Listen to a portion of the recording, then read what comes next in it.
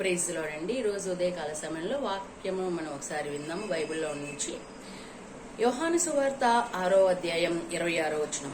యేసు, మీరు సూచనలను చూచుట వలన కాదు గాని రొట్టెలు భుజించి తృప్తి పొందుట వలననే నన్ను వెతుకుచున్నారని మీతో నిశ్చయముగా చెప్తున్నాను.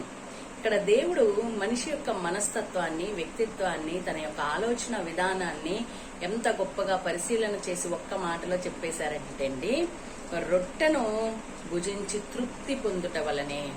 మనం ప్రతి విషయంలో కూడా దేవుణ్ణి విశ్వసిస్తున్నాము అంటే చాలా మంది అంటారు, ఆ దేవునిలోకి వెళ్ళడం వల్ల నువ్వేమన్నా పొందుకున్నావా, నువ్వేమన్నా లబ్ధి పొందావా, నీకేమన్నా మారిందా పరిస్థితి అని అంటూ ఉంటారు కదా.